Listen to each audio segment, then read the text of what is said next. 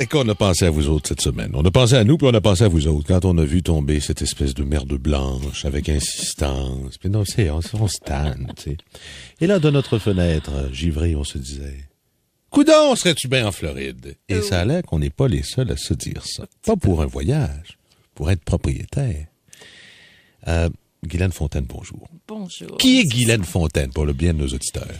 Moi, écoutez, j'ai grandi dans la banlieue ouest de Montréal, à Dorion-Vaudreuil. Et j'ai quitté... Mais vous le dites à l'envers, vous. D'habitude, c'est Vaudreuil-Dorion. Oui, mais Dorion, c'est... Oh, regarde toi. C'était Dorion en premier qui s'est rendu Vaudreuil-Dorion. J'ai bien de la misère avec ça. Je me suis rendue en Floride il y a 11 ans déjà. J'ai travaillé pour la Maison Burks pendant plus d'une décennie. Et en 2003, la Maison Burks a acquis une chaîne là-bas en Floride. Et c'était un transfert ultra chanceux pour moi. Et de fil en aiguille, j'ai fait un petit virement de carrière dans l'immobilier.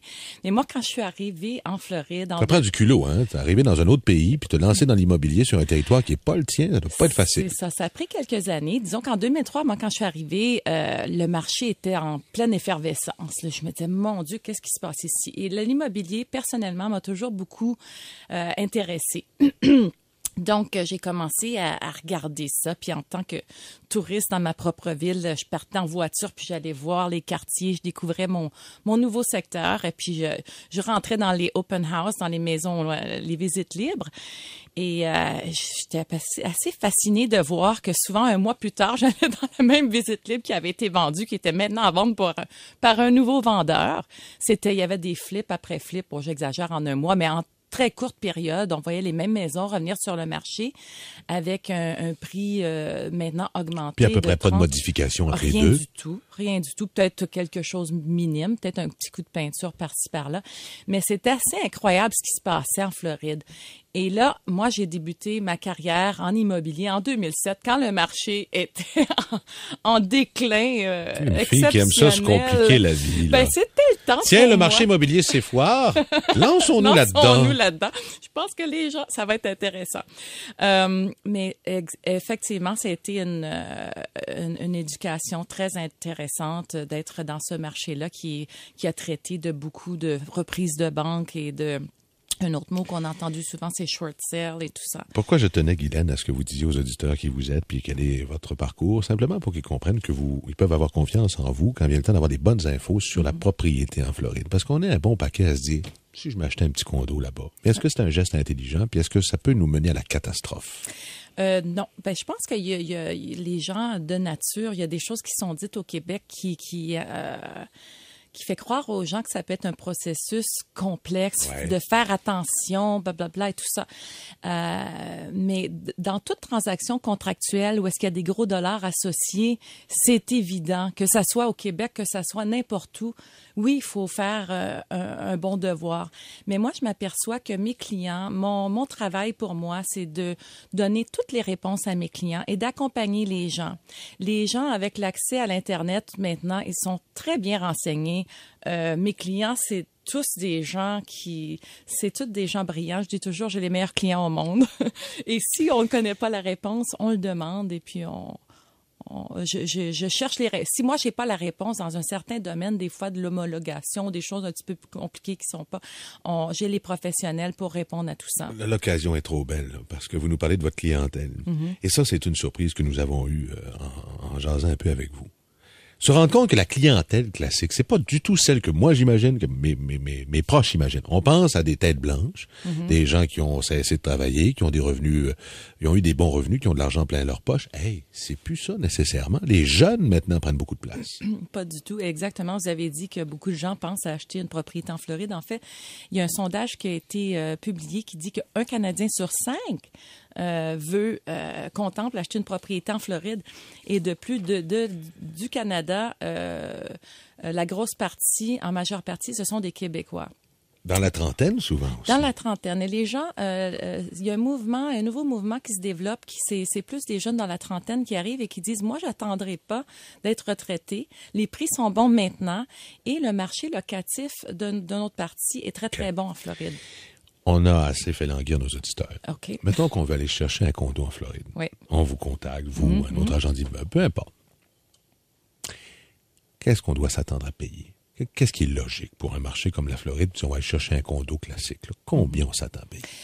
Ben, ça dépend où vous voulez être, OK? Les gens, c'est sûr qu'au Québec, quand vous venez en Floride, vous voulez prendre du soleil, vous voulez être sur la plage, mais il y a d'autres gens qui disent, non, moi, je vais jouer au golf, ça me fait rien d'être à 15 minutes de la plage. Donc, c'est sûr que le plus près de la plage qu'on est, le plus cher que c'est, hein, on dit location, location, location. Donc, si on va être près de la plage, on regarde à des prix au pied carré d'à peu près 300 $ du pied carré. Pour un 1000 pieds carrés, 300 000 $. Mais vous pouvez avoir quelque chose... Comparons à Montréal, par exemple, ça coûterait combien? Même superficie, à peu près, là. Ben, à Montréal, j'ai l'impression que cette même superficie-là, on regarde plus que ça, là, 400 à 500 000 $, là, je pense. Okay.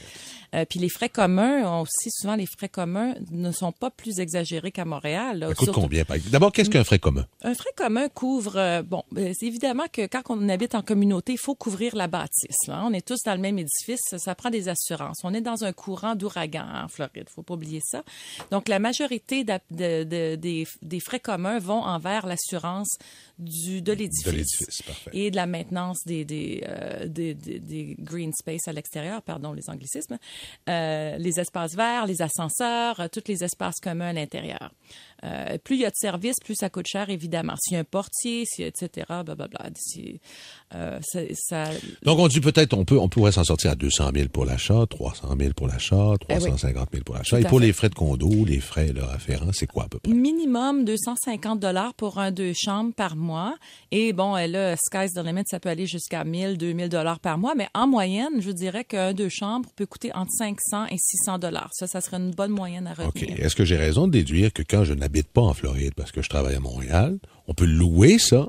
Et ce faisant, on atténue tous les frais afférents. Exactement. Et c'est ce que je disais tout à l'heure, le marché locatif est très, très bon actuellement à cause de tous les gens qui ont fait défaut sur leur hypothèque il y a quelques années. Le malheur des uns fait le bonheur des autres. Exactement. Donc, mais il faut faire attention aussi aux restrictions de location dans chaque édifice, c'est différent. Alors, il faut s'informer de ça. Dépendant, moi, je consulte avec mes clients exactement ce qu'ils veulent faire. Ils veulent louer ils veulent le louer annuellement jusqu'à temps qu'ils soient prêts à la retraite. Et là, on peut rentabiliser correctement notre investissement là, et même en faire un profit. Non seulement vous faites un profit sur la location, mais votre investissement d'immobilier, l'équité, monte à chaque année parce que là, on est en reprise. On ne descend plus. Alors, une équité qui monte en immobilier normal annuellement, c'est à peu près 6 % par année. Et là, on regarde dans les meilleurs secteurs, on a eu des croissances de 15 à 20 %. C'est un marché qui est en reprise. Est-ce que ça arrive parfois qu'une gang d'amis, entre eux, de couples d'amis, hey, on va l'acheter, mais ensemble? Et si c'est le cas, est-ce que c'est beaucoup plus compliqué sur le plan légal, sur le plan financier notamment?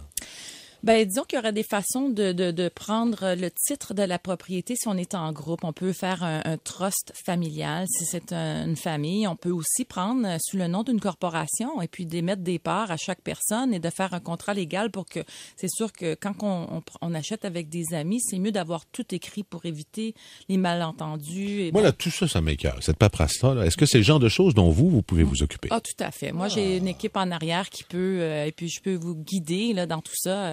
C'est des choses qui se font là. C'est vraiment.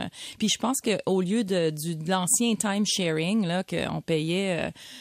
Tu t'en vas dans une salle, puis là, ils font un pitch, tu sais pas trop ce qui se passe, puis il y a des cloches qui sonnent. Pourquoi pas le nouveau concept avec les gens de votre famille ou des amis, acheter une maison? Une autre chose qui me revient souvent, si je peux me permettre, des besoins des Québécois. Petit les gens me disent, il y a 3 choses qui reviennent des Québécois, que j'entends souvent, puis ça me fait rigoler.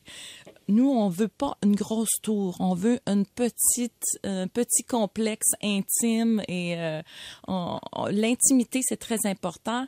Et pas une grosse tour et la propreté.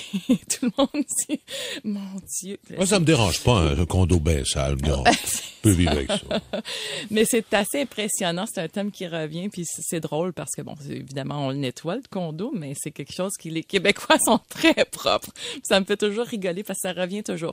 Mais donc, si les Québécois veulent de l'intimité et pas une grande tour, ça serait peut-être intéressant d'acheter une maison unifamiliale où est-ce que vous pouvez avoir avoir quelqu'un qui s'occupe de votre terrain. C'est très facile en Floride, hein, d'abord. De la piscine et de tout. Et vous faites du time sharing sur la maison. Et vous êtes privé, vous avez une bonne localisation, vous êtes près de tous les services. Ça peut être une très bonne option. Avez-vous vu comme l'horloge tourne vite? Il ne reste que quelques secondes ensemble. Oui. Vous l'avez dit, et là, on n'a pas le temps d'en jaser, mais si on veut aller acheter quelque chose en Floride, assurons-nous d'avoir bien cerné nos besoins. Où est-ce que je veux aller? Parce que, comme vous dites, c'est grand, la Floride. Oui. Hein? Puis qu'est-ce que je veux, puis etc. Une fois que c'est fait, qu'est-ce que je fais? C'est quoi mon premier geste? Est-ce que je veux? Qui j'appelle? Où je vais voir? Comment ça fonctionne? Ben, vous appelez moi en premier. Moi, j'ai une ligne sans frais. Avouez que la porte était bien ouverte, là. Hein? 1-888-267-4545. C'est mon numéro sans frais. Ça me fera plaisir de répondre à vos questions et de vous diriger. C'est ça. Il faut vraiment déterminer, premièrement, l'emplacement et après ça, les besoins. Et c'est un processus qui est assez facile. Vous allez voir, est très plaisant sur place. Je sais pas pourquoi vous avez trouvé le tour de nous faire rêver de soleil. Notre tour viendra, mais c'est parce qu'on sait que quand notre tour vient, on leur perd. Alors qu'en Floride, ils ont l'avantage de le garder. Guylaine Fontaine, merci beaucoup. Elle est agente immobilière pour la compagnie Coldwell The Banker depuis 2007 et sauf erreur, je pense qu'elle compte ouvrir un bureau quelque part à Montréal pour l'automne. J'aimerais bien, oui. Merci beaucoup. Merci. Salut. Il est 8h56 que le Québec se lève. C'est jusqu'à 11h sur une station Cogeco.